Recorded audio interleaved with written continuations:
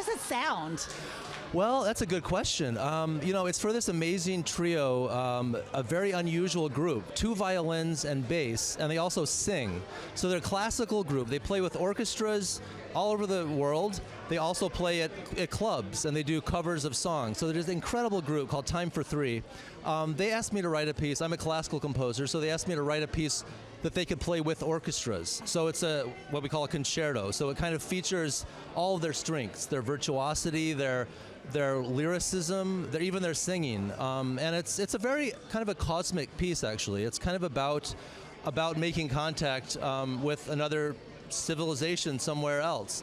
It's about that, and it's also kind of about the idea of contact, which of course has been something we've longed for during the pandemic. So the title means lots of different things.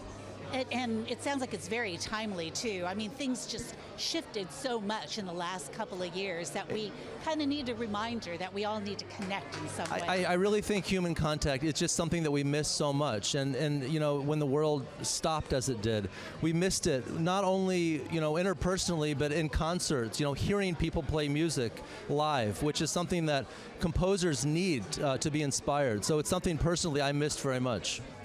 Standing here talking to a lot of the winners coming back, there's kind of a common thread in the winners, and that is there's, a shared humanity, a desire to connect, to bridge gaps, to celebrate diversity.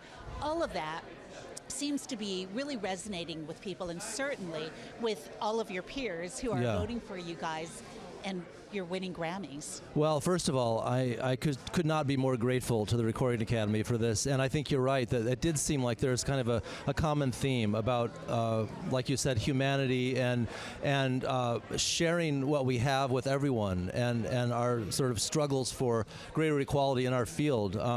So it's a very exciting time to be a composer.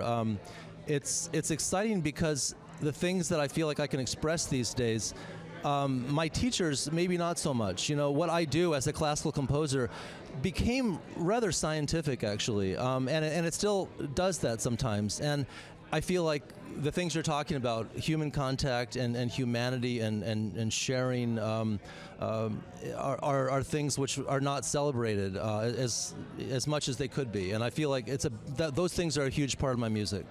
Well, you're doing something right, so thank you. Thank you so much for Pleasure. talking with us. Thank you so much. Congratulations. Thank you. Thank you. Thank you. It's good to meet you.